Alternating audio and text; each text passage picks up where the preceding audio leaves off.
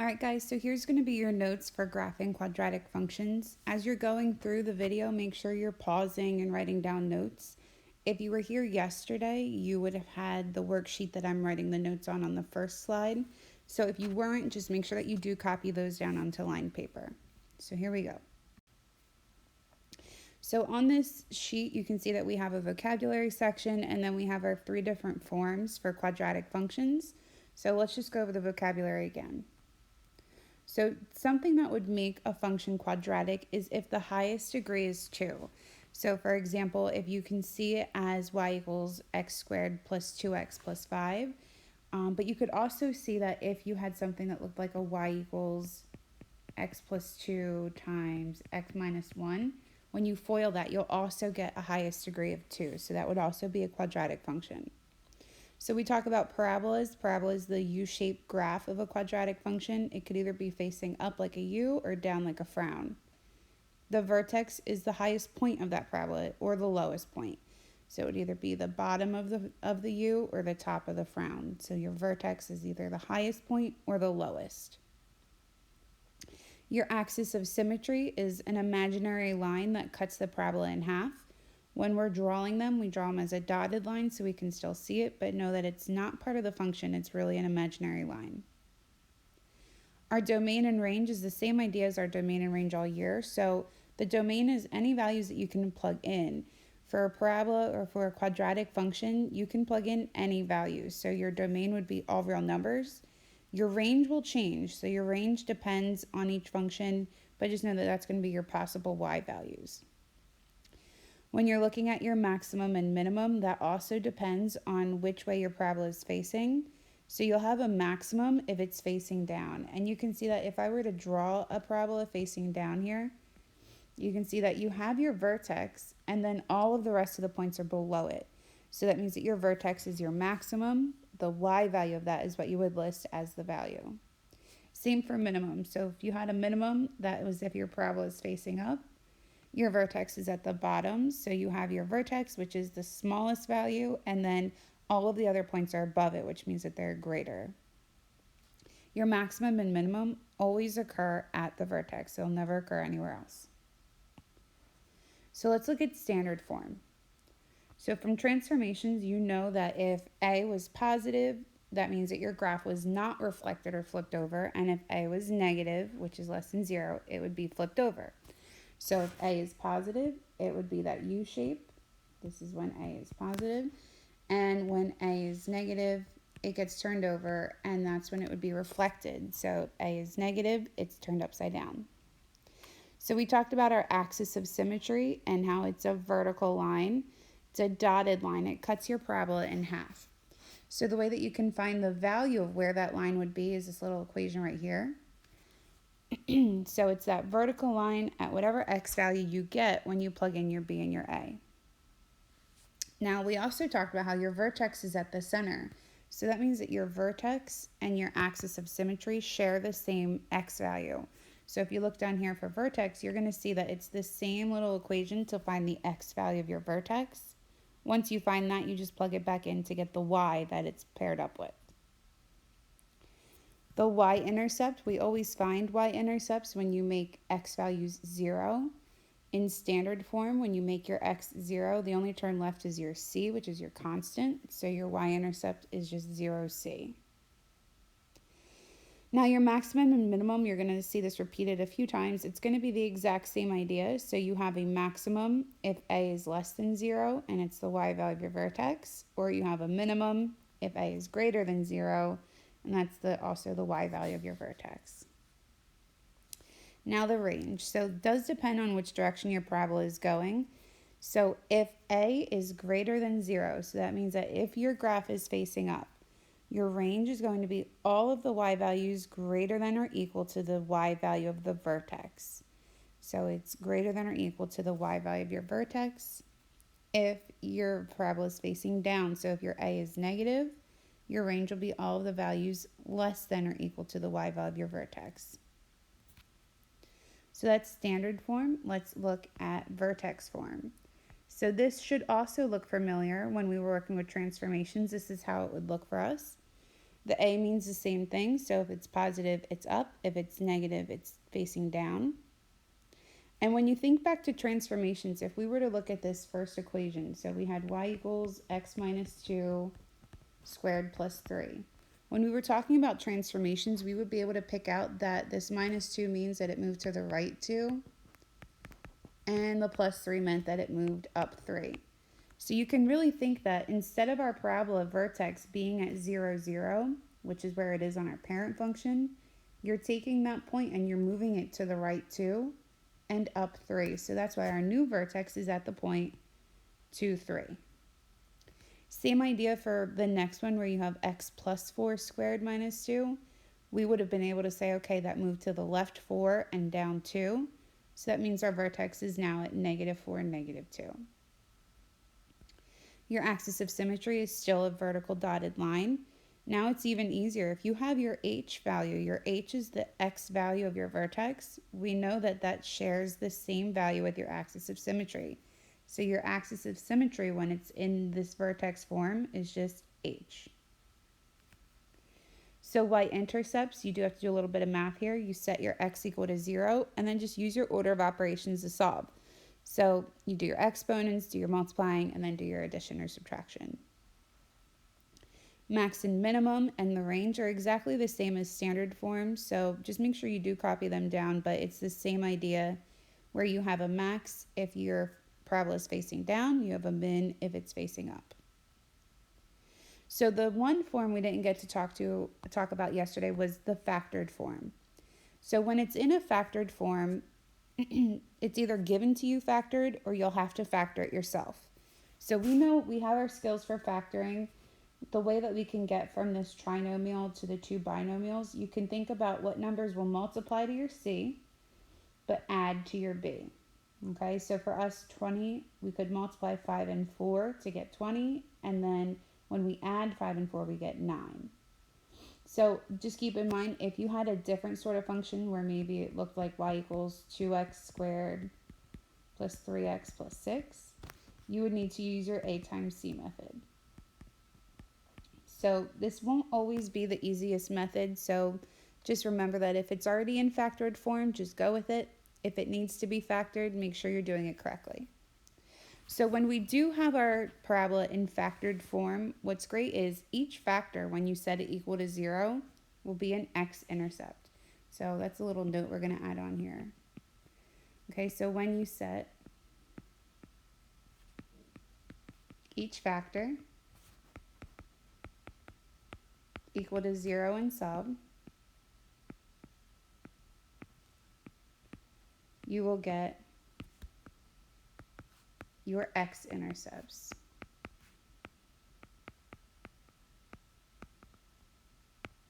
Okay, so that's the whole point of factored form, is that when we set both factors equal to 0, you get your x-intercepts. So for us, we have, let's see, we have x plus 5 to equal 0, and we also have x plus 4 to equal 0 from our factored form. So we have x equal negative 5 and x equal negative 4. So that means I'll have a point at negative 5 and also at negative 4. So those are my two x-intercepts. So when you're trying to find your vertex or your axis of symmetry from your factored form, that's where you would take your two x-intercepts. So for our vertex, we're going to take the average of x-intercepts. Okay, it's also the same for the axis of symmetry, AOS, axis of symmetry. So for us, our average would be when we add negative 5 plus negative 4 divided by 2. So it's negative 9 over 2. So negative 4.5 is going to be our axis of symmetry. So I'm going to draw that dotted line at negative 4.5. And then if you remember, to find the rest of our vertex, we have to plug that number back in.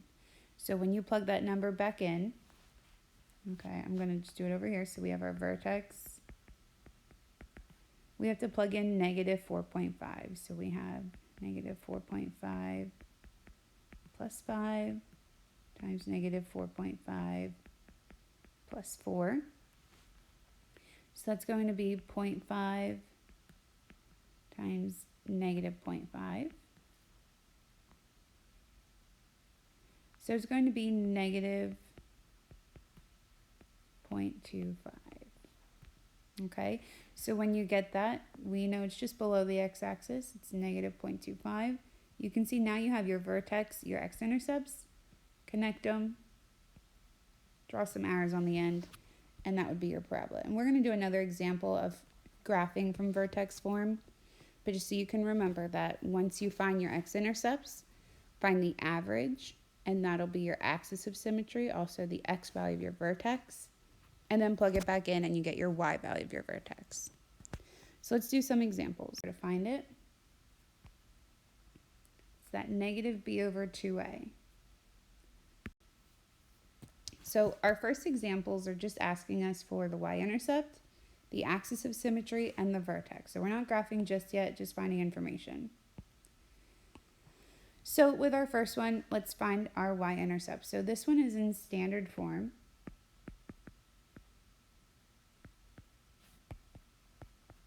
So you can use your notes that you have for the standard form. So our y-intercept, when we're in standard form, is just our c value. So it's going to be 0, c. Now for us, our c value is negative 5. So our y-intercept is going to be negative 5. Our axis of symmetry, so AOS is short for axis of symmetry. When we write that out, we know we can go back and I can show you. So we have x equals negative b over 2a. So if we're looking at our equation here, our b is 3, so we're going to have negative 3 over 2 times, and then our a is negative 1. So our axis of symmetry is really negative 3 over negative 2, which is just 3 over 2, or if you want to think about it as a decimal, it's 1.5. So remember, your axis of symmetry is also the x value of your vertex. So when you plug that in, so we're going to do f of 1.5 equals negative 1.5 squared plus 3 times 1.5 minus 5. Okay, so you're going to do your exponent first. So we have negative, and 1.5 squared is 2.25. And then we could do this multiplication. So 3 times 1.5 is 4.5 minus 5. So when you do that, so we have negative 2.25 plus 4.5 minus 5. So we get negative 2.75. So there's your 3 pieces of information that you were looking for. You have your y-intercept, axis of symmetry, which was also the x value of our vertex. So then we can write our point for our vertex was 1.5, negative 2.75. Give it a little highlight. There we go. Okay, so on to the next one. So now you see that this next one is in vertex form. So let me just write that little note next to you. So vertex form. So when we're trying to work with this, we know that our y-intercept, we're going to set x equal to 0. So you have 0 minus 3 squared plus 1. That becomes negative 3 squared plus 1. We know negative 3 times negative 3 is 9. So we have 9 plus 1 is 10. So that means our y-intercept is the point 0, 10. Now let's talk about our axis of symmetry, so AOS. So we know that if we're looking at our equation here, we know that our h is 3 and our k is 1. And you could even write that somewhere else. I'm going to write it up here. So our h is 3, our k is 1. So that means that our axis of symmetry is just the x equals h, that dotted vertical line. So for us, it's going to be x equals 3. That's your axis of symmetry. Now, what's nice about vertex form is that they've already done the work for you. So when it's in vertex form, you know that your vertex is just going to be h, k. So for us, our vertex is going to be 3, 1. So there's our information. So you have your y-intercept, where you set x equal to 0 and solve. You have your axis of symmetry, where it's just the line x equals h. And then your vertex, which is hk. All right, so our last one is in factored form.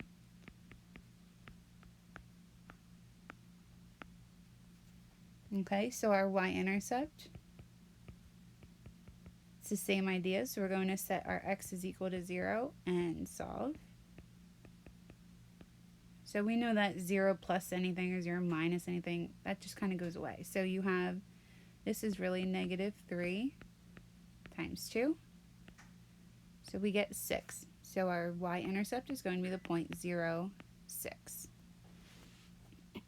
Now for this problem too, we could also list our x-intercepts. It's not asked for, but it will help us if we have to graph this problem. So our two x-intercepts are going to be x equals 3 and x equals negative 2. And you get those from setting both factors equal to 0 and solve. So now our axis of symmetry is a little bit different for this factored form. What you're going to do is to take your two x-intercepts and average them. So we're going to have 3 plus negative 2 over 2, which is 1/2. So that's where our, our axis of symmetry is going to exist. And then for the vertex, you just plug that in. So our vertex, we're going to plug in that 1/2. So you're going to be finding f of 1/2, which is 1/2 minus 3 times 1/2 plus 2. So 1/2 minus 3 is negative 2.5. 1/2 plus 2 is 2.5. There we go. So you get negative 6.25 or negative 6.25. So that's what your vertex is. So it's 0.5, negative 6.25. So we found all the same information. We found just a little bit more because we also found our x-intercepts. So you have your y-intercept is your 0, 6. Your axis of symmetry was the vertical line x equals 1/2. And then your vertex shares that same x value with the y value of negative 6.25. So you might have saw already, we're going to found the information for A. Oops, let's undo that. So we had our y-intercept was 0, negative 5. Our axis of symmetry was 1.5. And our vertex was 1.5, negative 2.75. Was that 1.5, negative? Okay, there we go, 0, 6. So you're going to do 2.5 times 2.5, and you get 6.25. Who's next? What's nice is you already have the information. You also already have graph paper at home. So I'm just going to kind of rewrite our information over here. So this one, so when we were graphing, so we have our y-intercept was 0, negative 5. Our axis of symmetry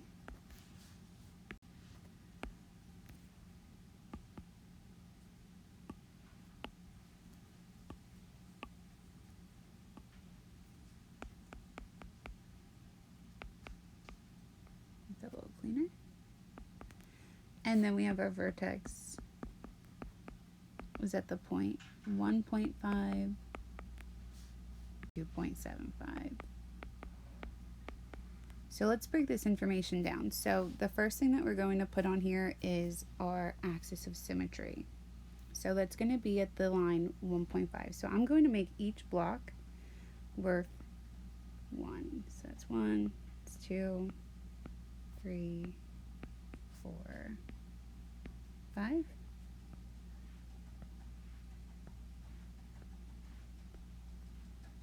There's your 1 again. Oops, get rid of that one.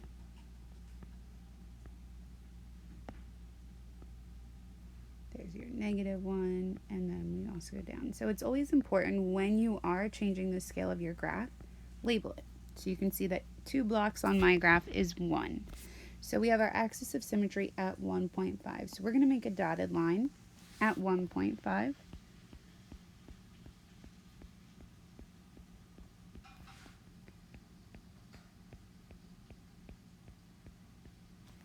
We know that our y-intercept is at the point 0, -5, so you can even put a point at 0, -5.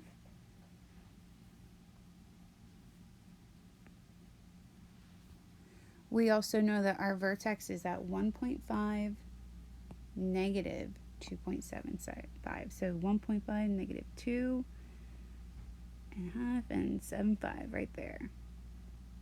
So here's the dilemma. So right now we have points all on the left-hand side. What you can do is to find the points on the other, remember that the dotted line is like a mirror, it's symmetric. So if I go down here to my point at 0, -5, I can see that it's 1, 2, 3 blocks away.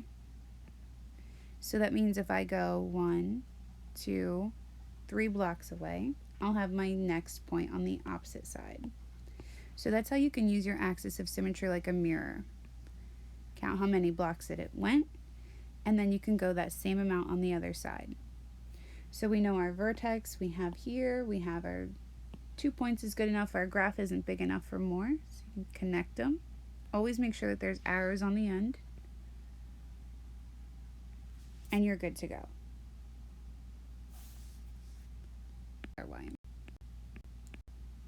So let's look at our next graphing example. So this was the second one that we've already found information for. So the information we found that our y-intercept, we got that by plugging in 0, so that was 0, 10. We also know that our axis of symmetry was just the line x equals h, so it's going to be x equals 3. And our vertex was the point hk, so it's going to be 3, 1. Okay, so that was the information we already found. Let's add a graph in here. I'll make it bigger. Alright, so like I said, the first thing we always try to draw, hang on, there we go. The first thing we always try to draw is our axis of symmetry. So our axis of symmetry was at the value of 3. So I'm going to draw a dotted line at 3. Now this graph, 1 block is going to equal 1 so that it can fit up to 10. So you don't really need to put the notation there, but it could be nice if you are confused. So like for instance, that would be 1, 1, -1, -1, just so we know that each block represents one value. So we have our axis of symmetry. We also know that our y-intercept was at the point 0, 10. So again, using that same idea as last time, we're going to reflect it over the axis of symmetry. The other piece of information we can put on here that we know is that our vertex was at the point 3, 1. So we go over to 3, up 1. There's our vertex. So again, we only have points on one side. This is 3 blocks away. So if I go 3 to the other side, I've reflected it, and we're good to go. You would maybe want more points, but we don't have space for it. You connect with a curve, and there's your parabola. What was right? All right, so last one. This one was already in factored form. So with this one, we found that our y-intercept,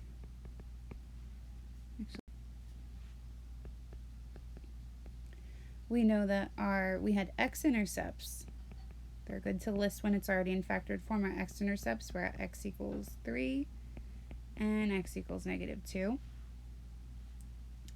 We know that our axis of symmetry we found when we took the average of our x-intercepts, which we got 1/2. And then our vertex we got from plugging that 1/2 back in, and I believe we got 0.5. I believe it was -6.25. Let's check real quick. So there's our information. Let's get a coordinate plane on here. And we're going to start with our axis of symmetry. So our axis of symmetry, I'm just going to leave each block equaling 1 so that I have enough room. So it's 1, 1, negative 1, negative 1. Our axis of symmetry was at 1/2. So it's right here between 0 and 1, dotted line. Remember, it's always vertical. It needs to be able to cut the parabola symmetrically. So